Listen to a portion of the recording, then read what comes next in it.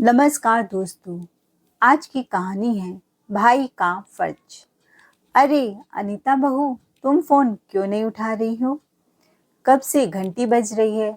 या तो मैं तुम्हारे कमरे के पास से गुजर रही थी, मुझे घंटी की आवाज़ सुनाई दी।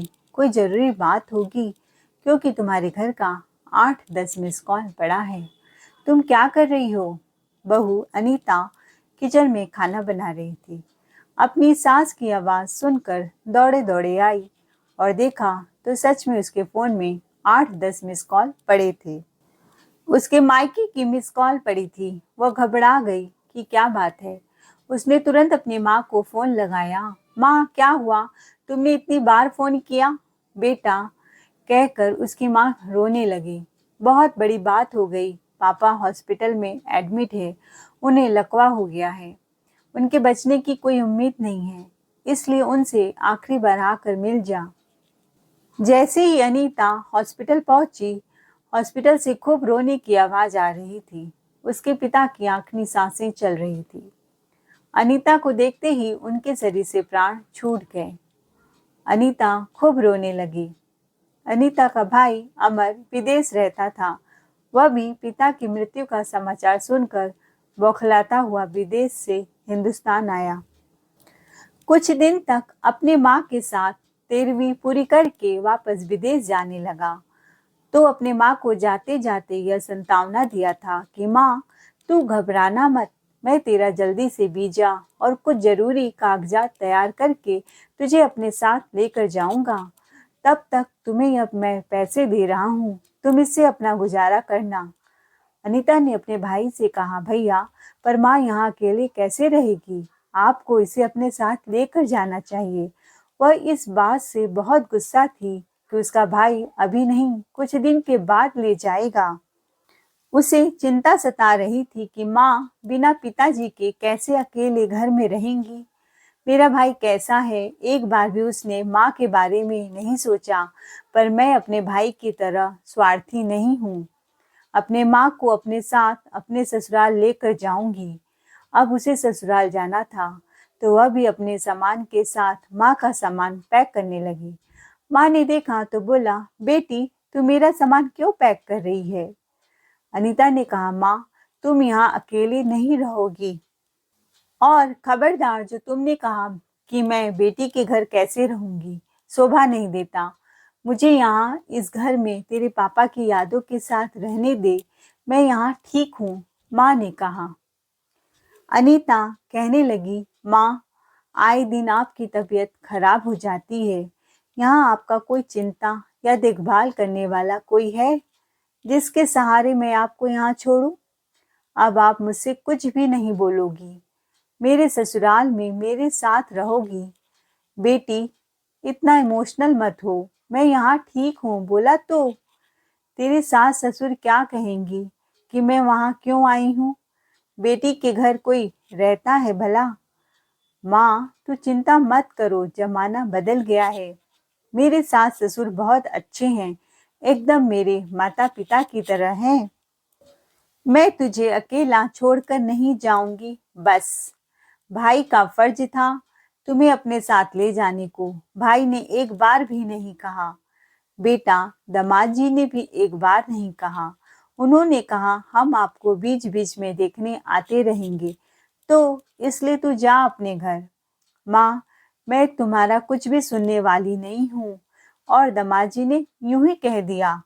अनीता जब अपने माँ को समझा बुझा कर अपने साथ घर ले जा रही थी, तो रास्ते में माँ बहुत गुस्सा कर रही थी। अनीता की सास ससुर ने जब उसकी माँ को देखा तो एकदम से चौंक गए। उन्हें लगा शायद पिता की मृत्यु के बाद उसकी माँ अकेली होगी, कुछ दिन यहाँ रहेगी ताकि उनका मन लगा रहे। उसके बाद वह वहाँ से चली जाएगी। सब लोग उनकी घर में बहुत खातिरदारी करते, प्यार से बात करते। अनीता की सास उनको अपने साथ हमेशा मंदिर, अपने रिश्तेदारों के घर ले जाया करती थी। और दामाद भी अपनी माँ की तरह उनका सम्मान करते, उनके पसंद नापसंद का ध्यान रखते। अनीता की माँ का वहाँ पर मन लगने लगा था। पर जैसे जैसे दिन बीतते गए, 1 महीने बाद अनीता की सास ने अपने बेटे सोहन से कहा, बहू से पूछ उसकी माँ कब तक और रुकेगी। सोहन ने कहा, हाँ माँ, मैं भी यही सोच रहा था, आखिर उसकी माँ कब तक रुकेगी। मुझे भी अब अच्छा नहीं लग रहा है। क्या पूरा जीवन अपना यहीं बिताने आई है? और उसके भाई का कुछ पता नहीं था, कब विदेश से आएगा, माँ को ले जाएगा। सोहन ने अनीता से पूछा, तुम्हारे भाई का फोन आया? मेरे भाई का फोन आया? यह तुम क्यों पूछ रहे हो? आखिर तुम्हारी माँ यहाँ कब तक रहेगी? अपने ही घर में अजीब सा लगता है, मेहमानों सा फील होता है, ठीक से खुलकर बात नहीं कर पाता हूँ। सोहन कहा, मेरी माँ का तबीयत ठीक नहीं रहता, वह अकेले कैसे रह पाएंगी? तुमको भी तो सोचना चाहिए, आखिर मेरी माँ तो तुम्हारी माँ भी तो हुई। सोहन ने गुस्से में कहा, पैसों की कमी तो है नहीं, पापा का पेंशन आता है और उनके लिए एक नौकरानी रख देंगे ताकि वह उनका दिन भर ख्याल करे और तुम बीच बीच में आती जाती रहना। उस दिन के बाद से सास ससुर और सोहन ने अनीता से मुंह फुलाकर चुप्पी साध ली। ना उससे कोई ठीक से बात करता, न ही उसका कोई ख्याल करता। सासू माँ उसकी माँ को मंदिर भी नहीं ले जाती और दामाद जी भी उनका ध्यान नहीं रखते। सब लोग कटे कटे से रहने लगे। माँ को यह एहसास हो गया था कि अब उनका यहाँ रहना किसी को पसंद नहीं आ रहा है। अनीता भी यह समझ गई थी कि अब मेरी माँ का यहाँ रहना सास ससुर और पति को भी खल रहा है। पर वह अपनी माँ को कैसे बोलती कि माँ चलो, मैं वापस तुम्हें अपने घर छोड़ आती हूँ। तभी उसकी माँ की तबीयत खराब हो गई थी। अनीता ने सोहन से कहा कि माँ के लिए दवा ले आओ, पर सोहन अनसुना कर अपने काम में चला गया। अनीता को विश्वास नहीं हो रहा था कि सोहन उसकी माँ से इस तरह से व्यवहार करेगा। वह अपने सास ससुर को भी अपना माँ बाप की परछाई मानती थी। उनका रूखा व्यवहार देखकर समझ गई थी कि पति पति ही होता है और सास ससुर कोई माँ बाप नहीं, सास ससुर ही होते हैं। आखिरकार अनीता की माँ ने कहा, बेटा अब मुझे अपने घर वापस जाना है, मेरी तबीयत ठीक है और कितने दिन मैं यहाँ रुकूंगी। मैं अपने मायके से किसी को बुला लूंगी, वह मेरी देखभाल कर देगी। अब तुम मेरी चिंता मत करो। अनीता क्या कहती? ठीक है, चलो तुम्हें मैं मायके वापस छोड़ आती हूँ। उसने अपने भाई को फोन लगाया, बोला, भाई अब तू माँ को अपने पास रख लो। भाई ने कहा, तेरी भाभी तो रखने को तैयार नहीं है, क्योंकि वह आजाद ख्याल की लड़की है और वह जॉब करती है।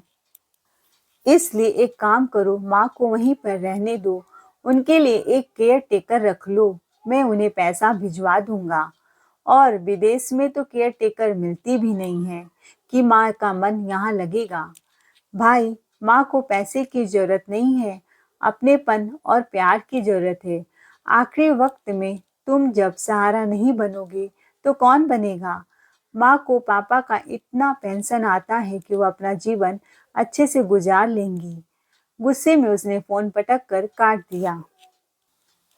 अनीता की एक फ्रेंड उसी शहर में एनजीओ चलाती थी। उसने अपने फ्रेंड से बात करके अपने ही घर में एनजीओ चलाने का फैसला किया ताकि माँ की बची जिंदगी अच्छे से कट सके। उसका घर काफी बड़ा था और माँ को सिलाई कढ़ाई और चित्रकला का अच्छा ज्ञान था। और माँ यह बात सुनकर बहुत खुश हो गई कि वह अकेले घर में नहीं रहेगी। अनीता ने सोच लिया था कि मैं अपनी माँ को तन्हा नहीं छोड़ूंगी। जब उनके सास ससुर को पता चला कि अनीता की माँ अब वापस जा रही हैं, तो बहुत खुश हो गए और शिष्टाचार दिखाते हुए बोली कि इतनी जल्दी क्यों जा रही हैं समधन जी? वहाँ आपका देखभाल कौन करेगा? यहाँ रहती तो बहू आपका देखभाल कर देती। और दामाद भी यही बात रिपीट करने लग गया। अनीता ने कुछ नहीं कहा क्योंकि उसके अंदर तो ज्वालामुखी फूट रहा था। अगर वह कुछ कहती तो बहुत बुरा हो जाता, तो उसने चुप रहने में ही अपनी भलाई समझी। कैसे लोग हैं, अंदर से कुछ बाहर से कुछ, मुख में राह बगल में छुरी। कुछ ही दिनों के लिए अनीता अपने मायके चली गई और अपने फ्रेंड की मदद से अपने घर में एनजीओ खोल दिया। और माँ छोटे बच्चों को चित्रकला की शिक्षा देने लगी। अनीता छोटे छोटे बच्चों को पढ़ाने लगी। वह सोचने लगी, माँ मेरे साथ नहीं रह सकती तो क्या, मैं तो माँ के साथ रह सकती हूँ। अब उसने ससुराल वापस न जाने का फैसला किया। और उधर से सोहन बार बार फोन कर रहा था, तुम यह घर छोड़कर चली गई हो, यह घर कौन संभालेगा? पिताजी की तबीयत सही नहीं है। तुम्हारे भाई का फर्ज था तुम्हारी माँ का देखभाल करना। अनीता ने कहा, तुम अपने माँ बाप को संभालो, यह तुम्हारा फर्ज है, मेरा नहीं। मैं अपनी माँ को संभाल रही हूँ। उन दोनों में बातचीत भी बंद हो गई। जब अनीता की माँ को पता चला कि दामाद और बेटी में मेरी वजह से लड़ाई झगड़ा शुरू हो गया है, तो उन्होंने अपनी बेटी को समझाने की कोशिश की। आखिर कोई माँ अपनी बेटी का टूटा घर बर्दाश्त नहीं कर सकती। उन्होंने कहा, बेटी को विदा करने के बाद बेटी ससुराल वालों की हो जाती है अनीता, फिर जो तुम्हारी सास ससुर कहें उसी को मानना पड़ता है। मेरी चिंता मत करो, तुमने अपना फर्ज बहुत अच्छे से निभाया है और अब मैं यहाँ अकेली नहीं हूँ, इतने लोग मेरे साथ हैं। अनीता ने कहा, जो माँ जन्म दे उसे भूल जाऊं और जहाँ मेरी विदाई हुई है उसे अपना लूं, यह कैसा रिवाज है? माँ तुम्हारी दुनिया का, बेटी को भी दिक्कत होगा तो मैं तुम्हें फ़ोन कर दूंगी और तुम्हारा घर यहीं पर है। और ऐसे भी यह एनजीओ तो तुम्हारे बिना नहीं चल पाएगा, तो तुम अपने ससुराल जाओ। बेटी अपनी माँ को मना नहीं कर पाती और तैयार हो जाती है ससुराल में जाने के लिए। एक बेटी अपने माँ को नहीं रख पाती। बेटी तो तैयार हो जाएगी, पर यह जमाने का दस्तूर है, ससुराल के लोग तैयार नहीं होते। पर क्यों माँ, क्यों?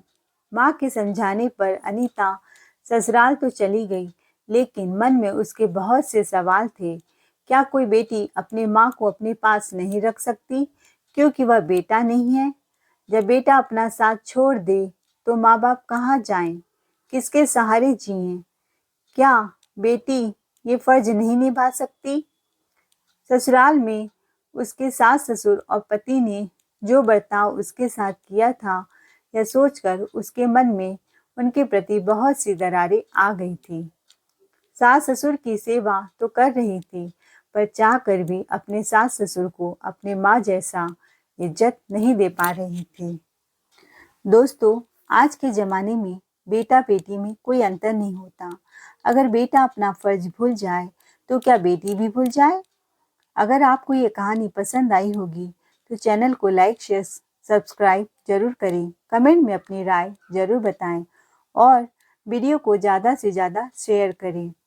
Thanks for watching.